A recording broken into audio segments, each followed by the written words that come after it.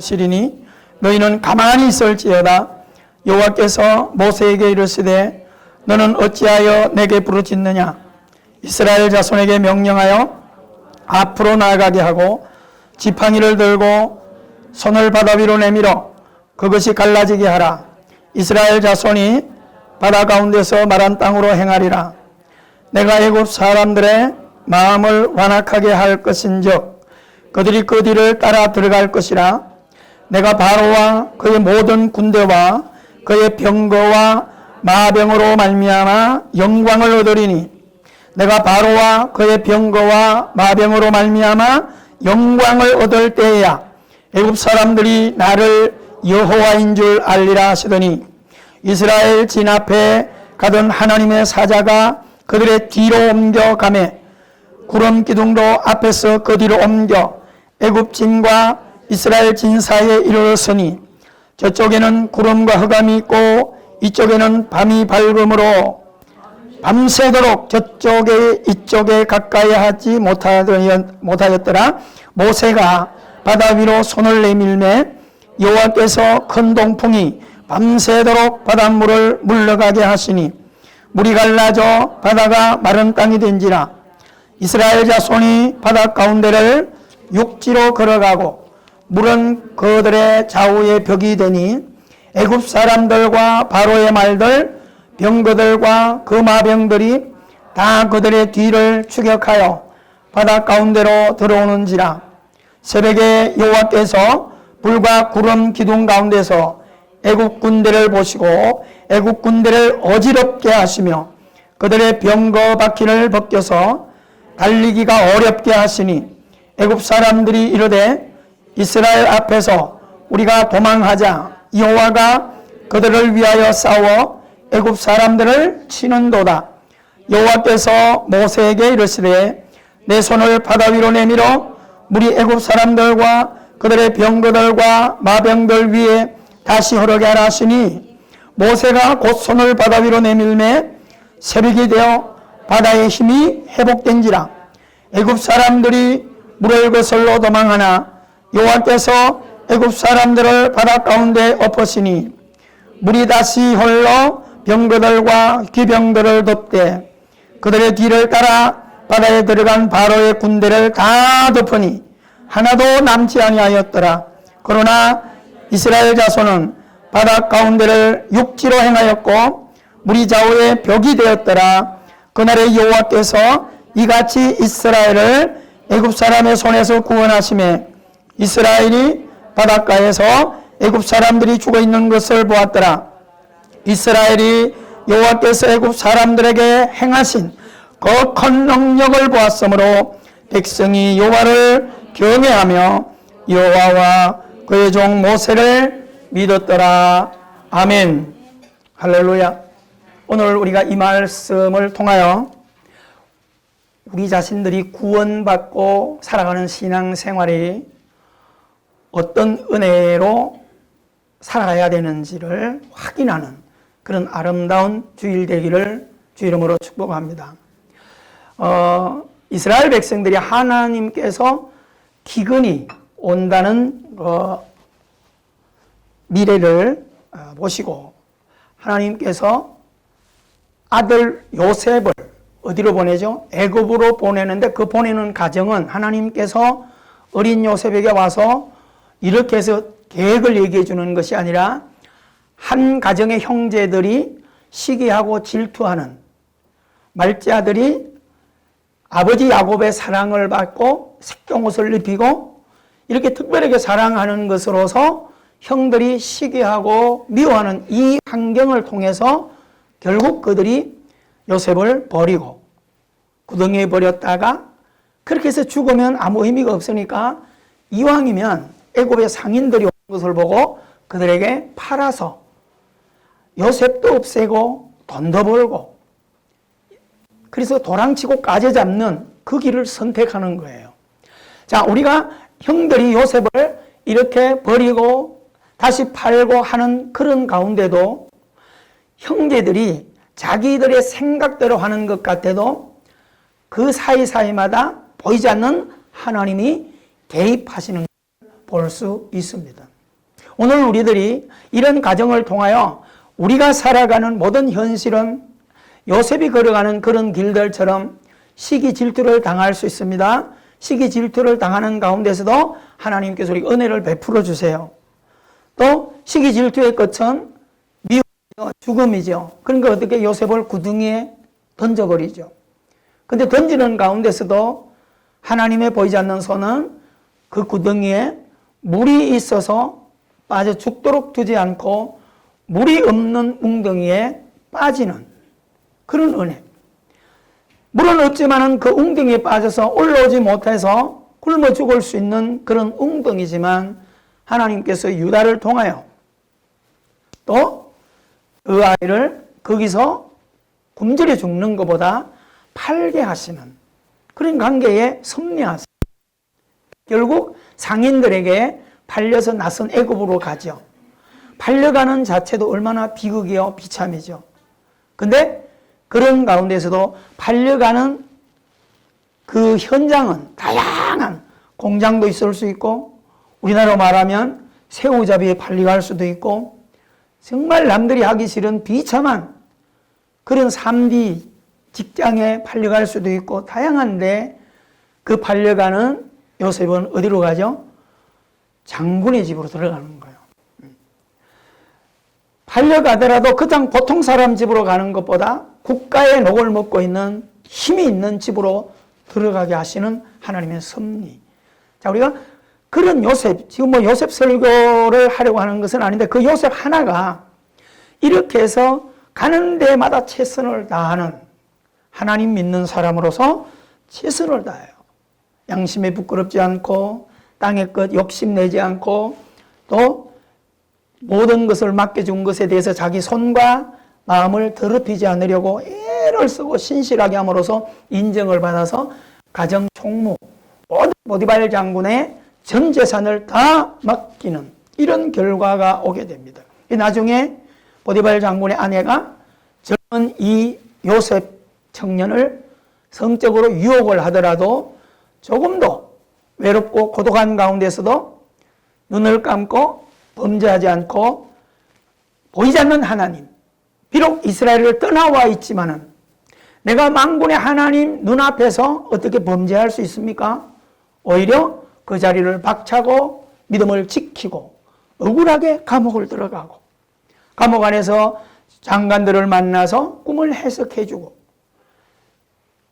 그들에게 은혜를 베푼 대로 됐더라면 장관이 너무너무 그 꿈대로 돼서 얼른 요셉을 꺼내줄 텐데 하나님은 그 장관의 기억을 싹 지워버려서 순간적으로 요셉은 실망을 하지만 시간이 지난 뒤에 바로왕이 꿈을 꾸게 하고 전국에서 그 꿈을 해석할 자를 아무리 찾아도 없는 가운데서 장관들에게 특명이 내려진 가운데 장관의 생각을 하나님 깨우셔서 감옥 속에서 자기에게 은혜 베푼 그 요셉을 천거하게 되는 일로 작은 요셉은 바로왕 앞에 나가서 그 꿈을 해석해주고 7년 풍년 그 뒤에 올 7년 흉년 이것을 예견해 줌으로써 지혜로운 사람을 세워서 왕이시여 이 어려운 세대를 지나가게 하세요. 왕이 생각해봐도 아무리 생각해도 이런 지혜로운 사람이 어디 있느냐. 그래서 요셉을 선택해서 애굽의 총리로 세웠어요. 인장반지, 왕이라고 하는 그 반지를 빼놓고 모든 버금술에도 타고 그런 옷도 입혀줄 만큼 높은 지위에 히브리 작은 소년을 올려놓습니다. 이렇게 해서 결국은 요셉 하나로 시작된, 요셉 가족으로 시작된 그 삶이 히브리 땅에, 유다 땅의 기근을 통하여 먹고 살 것 때문에 다 들어옴으로써 양식을 구하러 오는 이런 일들로 인하여 자기 아버지 야곱과 그 형제들을 애굽으로 불러들이죠. 70여 명이 들어와서 시간이 어떻게 흘러가죠? 400년이 흘러가요. 400년이 흘러간 뒤에 새 왕이 중간에 일어나서 그들에게 어떻게 합니까? 히브리 민족들은 아기도 잘 낳고 이대로 놔뒀다가는 수가 너무 늘어나서 인의 전술로 인하여 우리 애굽이 항복하고 우리나라 땅을 다 집어먹을 거다. 이런 두려움을 가진 세 왕은 그들을 박해하기 시작하는 거예요.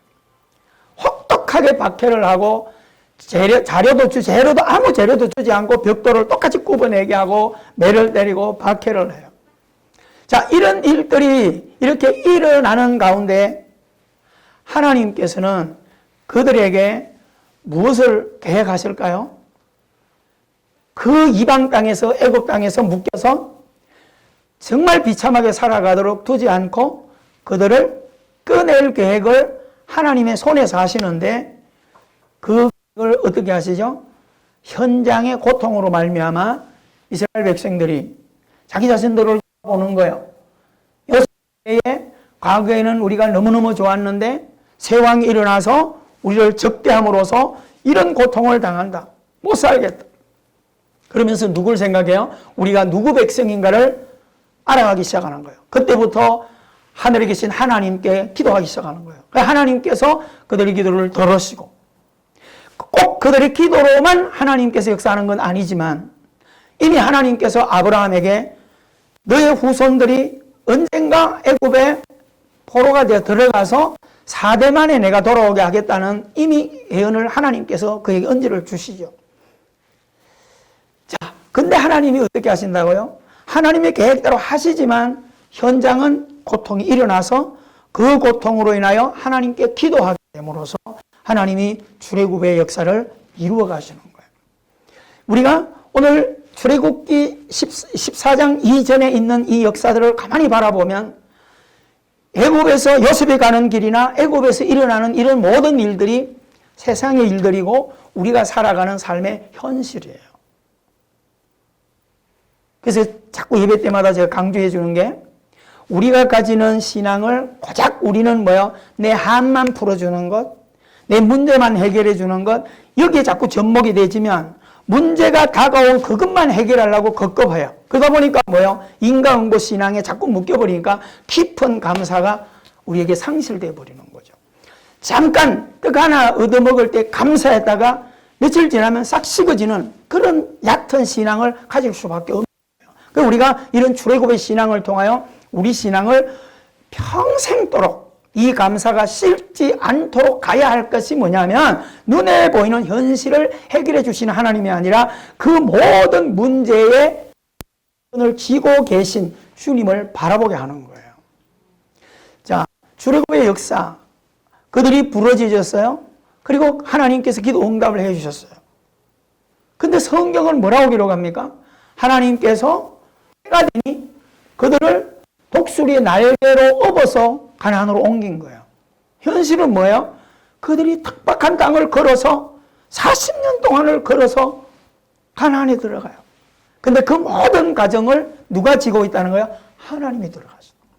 여러분, 우리 예배하는 우리의 삶도 힘들고 어렵고 즐겁고 비 오고 땡볕으로 고통하고 혹한의 겨울이 다가오고 현실은 날마다 이것이 계속 겹쳐오지만 우리는 뭐예요? 그 모든 것 위에서 그 기후나 환경을 다스리고 그 가운데 나의 삶을 걸어가도록 경영하시는 분이 누구라는 거예요? 만군의 하나님이라는 거예요. 이걸 붙들고 있었어요. 자, 그러면 우리가 히브리 민족들이 이렇게 해서 하나님의 계획대로 꺼내야 되는데 문제가 하나 생기죠. 바로가, 새 왕으로 일어났던 바로가 몸종을 두고 사는 거예요. 머슴을, 노예를 두고 사는 거예요. 히브리 민족 유다 백성들을 노예로 써먹으니까 너무 편했거든요. 물 가져와라, 밥 해라, 뭐라 너무 좋았는데 이제 이들을 내놓아야 돼요. 모세를 통해서 그 이야기를 할 때 바로는 듣지 않아요. 그러니까 결국 10가지 재앙을 통하여 바로를 무릎 꿇히는데 이 무릎 꿇히는 이유가 바로 하나 길들이기 위해서 그런 것이 아니라 뭐라고요? 히브리 민족, 하나님의 백성들의 마음속에 땅에 묶이고 땅의 문제 때문에 괴로워하고 땅의 것만 해결하려고 했고 그러다 보니까 땅에 있는 신에게 길들여졌죠. 그러니까 10가지 재앙이라고 하는 것은 단순한 재앙이 아니라 히브리, 그 애국 땅에 있는 많은 신들, 우상들 가운데 대표적인 신이 10가지 신이에요. 그러니까 하나님은 이 10가지 재앙을 시켜 이김으로 말미암아 바로를 10가지 재앙에 굴복시키는, 장자를 죽임으로 굴복시키게 하는 것과 동시에 히브리 민족 속에 잃어버렸던 모든 땅에 있는 우상이 자기들의 주가 아니라 진정한 하나님이요 만왕의 왕은 하늘에 계신 우리 아버지라고 하는 것을 일깨워 주는 겁니다. 이것을 충분히 깨닫게 했어요. 그러니까 알고 난, 이 모든 것을 알고 난 바로는 어떻게 해요? 더 이상 고집을 부리면 안 되죠. 장자까지 죽어나간 마당에. 그러니까 어떻게 해요? 내보내는 거예요. 여러분, 출애굽을 한 그 백성들은 아무것도 갖지 않아요. 보따리도 없어요. 먹을 것도 없어. 안 가지고 그냥 빈손으로 가라는 거예요. 자동차를 타고 말을 타고 가는 것도 아니야. 광야를 걸어가는 거예요. 여러분, 걸어가는 그들의 목적은 뭘까요? 예배예요. 우리가 땅에 묶여서 예배하던 하나님의 백성들이 예배할 때는, 때로는 예배가 자유로워서 예배할 때는 예배가 번거로울 수도 있고 예배가 짐이 될 수 있고 예배가 귀찮을 수도 있었어요. 예배가 너무 자유로울 때는. 그런데 어떤 문제로 말미암아 코로나들로 인하여 예배가 중단되는, 대면 예배가 중단되는 일을 통하여 어떤 일이 생겼어요? 너무 행복한 일이 생겼죠. 그게 불행이에요. 그 행복이 뭐예요? 편해졌어요. 주일에 교회 안 나오니까 얼마나 좋아요. 예배 안 하니까 얼마나 좋아요. 그렇죠. 지금도 대면이 시작된 가운데서도 이 비대면 속에 빠져서 아직도 예배를 보이콧하고 있는 많은 사람들이 이 땅에 한국 교회에 우스꽝스러운 일들이 지금 일어나고 있어요. 지금 모든 해외 외국에 있어서 한국 교회를, 그동안 한국의 6만 교회와 1000만이라고 하는 이 100년 사이에 이런 많은 성도가 있었는데 코로나 하나가 오므로서 지금 50%가 성도가, 심지어 쉽게 말해서 이거는 장차 2, 3년까지 포함해서 50% 성도가 사라질 위기다, 이렇게 내다보는 거예요. 잘 기억하셔야 돼요. 그러면 나에게 생명이 있었다 이런 사람들은 이런 고난을 통하여 히브리 백성들이 애굽에서 그 고난으로 인하여 그들이 살 길을 찾은 게 아니라 누구 앞으로 가는 습관을 끄집어냈어요? 과거에 예배하며 하나님께 기도하던 그 신앙을 끄집어내서 하나님 앞에 두 손을 들고 기도하는 자리로 나가는 거죠. 그들이 목적이 뭐예요? 하나님, 우리로 하여금 애굽을 벗어나서 진심으로 자유한 가운데 과거처럼 하나님께 예배할 수 있는 그런 날을 주옵소서. 이게 출애굽의 목적이에요. 여러분, 우리가 지금 이 불편한 가운데서 예배할 때 한 달이든 두 달이든 심지어는 3달까지 미리 한 교회들은, 큰 교회들은 석 달 이상 예배하는 데들이 있어요. 완전히 예배하는 데들이. 그러면 생명이 있는 성도는 뭐예요? 예배가 고파져야 돼요. 살아있는 사람은 밥을 굶을수록 배가 고파지는 게 정상이에요. 고파져야 돼요.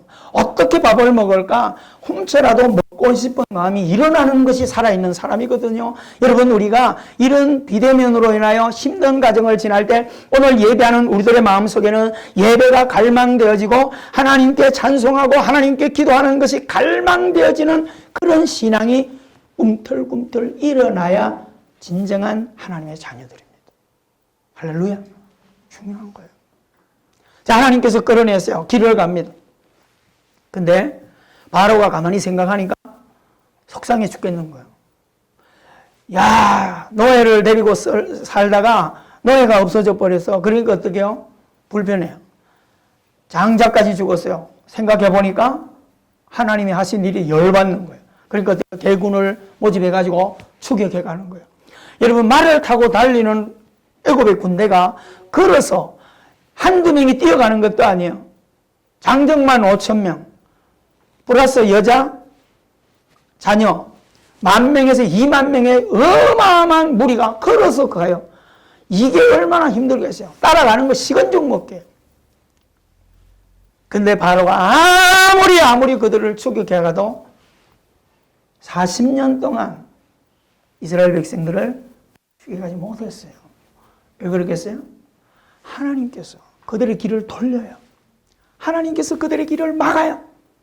그래서 유다 백성들이, 히브리 백성들이 가는 그 길 뒤에는 하나님께서 불기둥을 두어서 아무리 그들이 재주를 부려도 이스라엘 백성들의 가까이 근접하지 못하도록 막고, 심지어는 구름 흑암을 내서 깜깜하게 그들의 길을 막고 안전하게 가도록 만들어 가시는 거예요. 자, 이렇게 해서 긴 세월 동안 왔는데 이제 어디까지 왔어요? 우리가 읽은 홍해까지 온 거예요. 더 이상 진행할 수 없는 곳까지 왔어요. 자, 거기 오는데 뒤에 바로 군대는 쭉 이렇게 들어와요. 얼마나 불안하겠어요. 불안한 가운데 백성들은 원망하기 시작하는 거예요.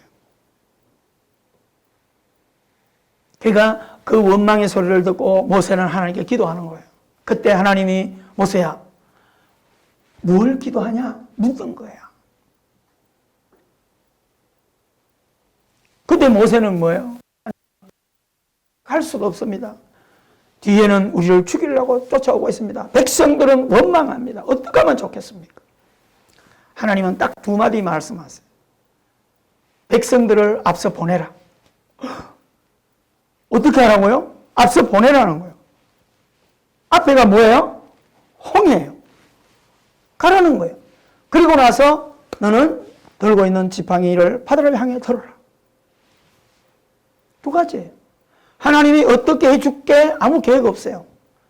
모세는 하나님의 말씀을 순종하여 히브리 백성들을 홍해를 향해 걸어나가게 하고, 자기는 언덕에 서서 지팡이를 들고 바다를 향할 때 하나님께서는 동풍으로 불어오게 하셔서 홍해 바다를 어떻게 해요? 쫙 갈라요. 희한한 일이 생기죠. 그 바다가 갈라지면서 높은 물벽이 생겨서 이스라엘 백성들이 걸어서 들어가는 거야. 마른 땅으로 길을 건너요. 자, 그들이 길을 홍해 바다 밑을 쫙 건너서 들어갈 때 하나님께서는 뒤에 바로 군사들을 따라오도록 길을 터놔버리는 거죠. 자, 이스라엘 백성들이 마른 땅으로 언덕을 건너서 요단 건너 땅으로 올라가는 것을 다 보신 하나님께서 모세에게 명령했어요. 모세야, 다 건너지. 다 건넜습니다. 그러면 이 손을 펴서 바다를 향하라.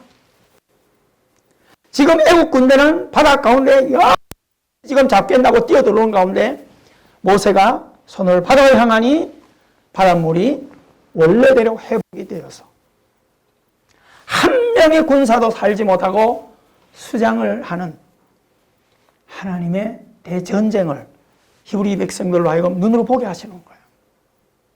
사랑하는 성도 여러분, 하나님께서 왜 이러실까요? 자, 하나님께서 이런 가정이 없이 그냥 가나안으로 갈 수 있어요. 근데 이렇게 하는 이유는 뭐예요? 애굽에 길들여지고, 애굽의 우상에 길들여지고 죄로 인하여 더럽혀진 하나님 당신의 자녀들을 어떻게 하시는 거죠? 홍해바다에서 씻으시는 거예요. 여러분, 단체로 히브리 백성들이 홍해를 지나가게 하시고 물을 닦고, 이 의미가 뭘까요? 집단 세례를 베푸시는 거예요. 세례가라고 하는 것은 의미가 죽고 산다, 거듭난다, 그런 의미입니다. 그러니까 하나님께서 이미 출애굽 도하 작전을 통하여 히브리 백성들을 다시 당신 자신의 자녀들로 회복시켜 가시는 거예요. 여러분, 출애굽기 요 역사를 우리가 신약에 와서 탕자 비유를 잠깐 떠올린다면, 집 나갔던 탕자가 깨닫고 돌아올 때 아버지께서는 그를 다시 맞아주시면서 하는 일들이, 동사가 몇 개 있어요. 그를 씻기시고 새 옷 입히시고 새 반지 주시고 새 신발 시키시고 잔치하고, 그게 뭐 하는 행위예요? 세례하는 거예요. 세례라고 하는 것은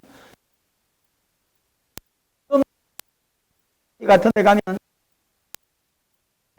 우리처럼 우리는 상징적으로 이렇게 성부, 성자, 성령하지만 강물에 가서 그대로 물에 잠그는 거예요. 침례. 의미는 뭐예요? 죽고 산다는 거예요. 우리가 이 자리 예배할 때 어떤 은혜로 이 자리 예배하고 있어요? 죽고 다시 살았어요. 누구에 의해서? 예수님에 의해서. 여러분, 하나님께서 출애굽의 대역사를 이루신 민족들을 반드시 자기 자녀를 다시 찾아서 새 옷 입히시고 가나안 복지를 가게 하신 하나님께서 이런 역사들을 이미 창세기 3장 15절 이하에서 이 사건들을, 이런 은혜를 보여주신 거죠. 아담과 하와가 죄를 져서 하나님과 모든 관계가 깨어졌을 때 그들이 부끄러워서 자기의 치부를 나뭇잎으로 가려나가는 그때 그들의 번거로움을 아시는 하나님께서 어떻게 해요? 한 짐승을 잡으셔서 가죽 옷을 입히심으로써 그들에게 무엇을 깨닫게 해주는 거예요? 내가 너를 사랑하는데 어떻게 사랑한다는 거예요? 누군가가, 너희들이 또 넘어지면 누군가가 이렇게 희생을 해야 된다라고 하는 거예요. 가죽 옷을 입혀주신 것은 뭘 상징하는 거예요? 장차 인류가 짓고 가는 모든 죄들을 하나님께서 한 사람을 이 땅에 보내셔서, 여인 후손을 보내셔서 세례를 주고 다시 그 자녀들을 죄악 가운데 건져내시겠다고 하는 하나님의 사랑을 보여주는 거죠. 그래서 우리에게 누가 오셨어요? 예수님이 오셨어요. 그 예수님이 오셔서 하신 일들이 뭐예요? 다양하게 고쳐주시고 먹여주시고 질병을 치료해 모든 일들을 통하여 하나님을 알게 하시는 거예요. 그래서 우리가 예수님이 오신 목적을 마태복음 1장 21절에서 분명하게 이야기하는 게 뭐예요? 자기 백성을 찾아오셨어요.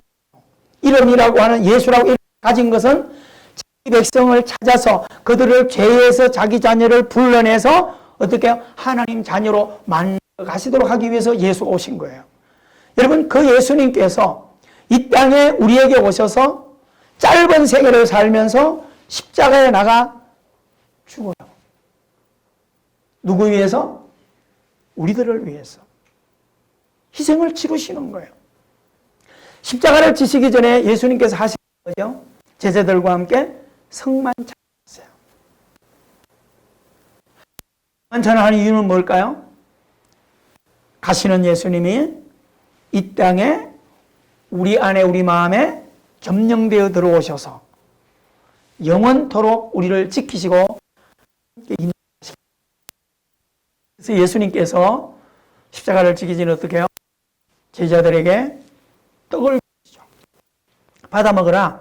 이 떡은 단순한 떡이라고 생각하지 말고 내 살을 상징하는 것으로 받아 먹으라.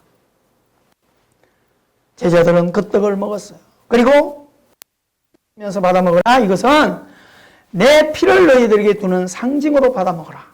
그들은 피를 받아 먹었어요. 그래서 이 신앙을 언제까지? 예수님을 다시 이 땅에 예수님 오셔서 우리를 온전히 하나님으로 인도할 때까지, 다시 말해 이 땅에 우리가 죽음이 우리를 이 땅에서 갈라놓을 때까지 이 성찬 예식을 함으로써 구원받은 감격을 잃지 말고 살아라. 할렐루야. 이게 중요한 거예요. 그렇다면 이런 구원의 은혜를 베풀어 주시는 그 예수님은 단순히 성만찬, 우리에게 살과 피를 준 것, 이 하지 않고 요한복음 10장에서 목자가 우리를 영원한 푸른 초장 맑은 물가로 인도해 가시는 동시에 우리의 모든 삶을 푸른 초장 맑은 물가로 풍요하게 만들어 가시는 거예요.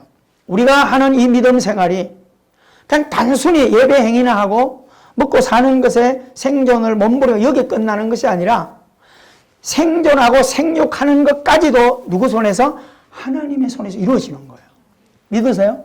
그러면 우리가 먹고 사는 게 쉬운 것 같아도 쉽지 않아요. 그렇잖아요? 어떤 사람이 누가 그랬어요? 아기를 8명 낳고 9째 또 임신을 한 그 어머니가 기자가 물으니까 아기 낳는 거 쉬워요. 그렇잖아요. 여러분, 아기 딱 나니까 14명까지 낳은 분들이 있어요. 쉽다고 생각하시면 아기 낳는 게 쉬운 거예요? 아니에요. 먹고 마시는 게 우선 같아도요. 그게 제일 가까우니까 우선 같지만 사실은 지혜로운 신앙은 하나님의 의를 먼저 붙드는 거야. 하나님의 믿음을 먼저 붙들고 현실을 열어가야만이 하나님께서 완성시키지 아니하면, 하나님께서 발견하지 아니하면, 그렇잖아요. 하갈이 아무리 제주로 물을 찾고 찾아도 발견할 수 없는 건데 하나님을 향하여 통곡하니까 하나님이 열어주니까 하나님께서 보게 해주시니까 물샘을 발견하는 거예요. 여러분, 이런 은혜를 가지고 우리는 살아가셔야 돼요. 직장에 갈 때도 오늘도 내가 노력해서 직장 가서 월급 받는다 이렇게 생각하지 말고, 우리가 한 달에 월급 받으면 11조를 드리고 감사금 드리고 아깝게 왜 그렇게 하는 거예요? 하나님이 그렇게 해주셨다는 거예요. 믿으십니까? 이 믿음을 가지고 살아가라 이 말입니다. 하나님이 허락지 아니하시면, 그렇죠?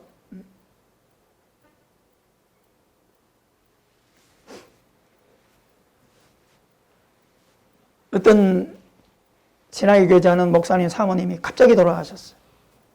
얼마나 슬퍼요.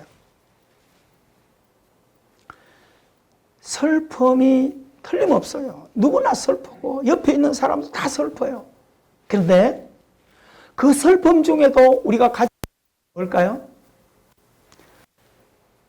그 가족들이 하나님의 은혜에 붙들리셔야 돼요.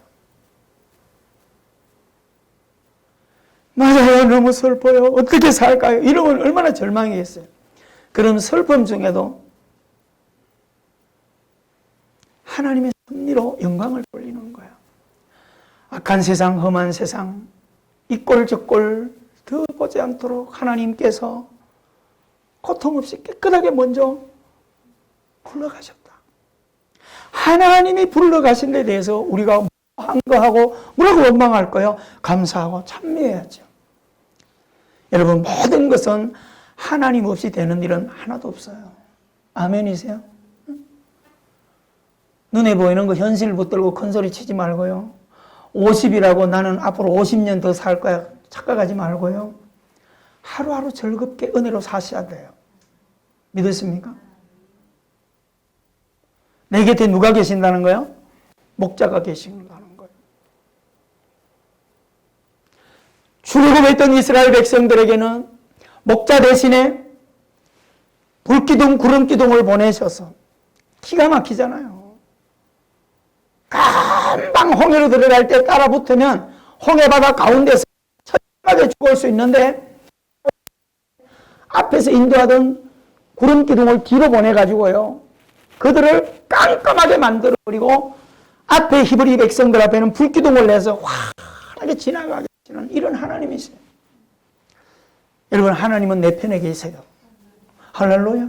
하나님은 내 편에 계신다고요. 내 곁에 계시는 거예요. 예수님, 목자 되신 주님은 항상 양무리들 곁에 계시는 거예요.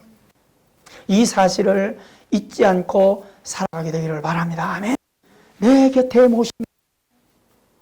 목자는 절대 양을 떠나지 않아요. 양이 필요할 때, 양이 부를 때 언제나 현장에 도우시는 분이세요. 하나님을 연약한 속에서 붙들고 가장 멋지게 하나님을 예수님의 제자들 후에 온 사도입니다. 그렇죠? 여러분, 우리가 사도 바울이라고 하는 사람을 마음속에 조금만 생각한다면 우리보다 훨씬 더 열악한 배경 속에 조건도 건강도 온갖 질병을 가진 가운데서도 멋지게 살았어요. 어떻게요? 여호와가 나의 목자시라는 것. 할렐루야. 하나님이 나와 함께 하신다는 이 믿음 가지고 멋지게 살아요. 그래서 로마서 8장을 자꾸 읽어보라는 게 뭐예요? 기근도, 환난도, 문제도, 재앙도, 시기 질투도, 모함도, 뭐 어떻게든 간에 사도 바울을 위협하고 죽이려고 하는 가운데서도 조금도 요동하지 않고, 마치 로마서 8장을 시편으로 옮겨가면 다윗이 왕으로서 길을 걸어갈 때 얼마나 적이 많아요. 그렇죠? 그러나 그때마다 다윗은 하나님의 전에 올라가서 기도의 걸음을 걸어요. 그러면서 이제는 자기 장남까지 자기를 죽이려고 괴략을 쓰는 가운데도 다윗의 고백은 뭐예요? 아무리 주변에 문제가 일어나고 괴롭혀도 나는 그 중앙 800일을 하고 잠을 잔다. 평안을 유지한다. 누구를 의지해서? 주님을 의지해서. 여러분, 이 믿음으로 좀 살아가십시오. 아멘. 현실이 더 급하죠. 현실이 더 아프죠. 현실이 더 괴롭죠. 근데 괴롭해봐야 아무 소용없어. 응? 고민해봐야 아무 의미 없어요. 그냥 굴러가세요. 아셨어요? 크게 아멘 하셔야지. 그냥 굴러가. 걱정할 필요 없어. 하나님이 해가실 거야. 믿고 굴러가라 이 말입니다.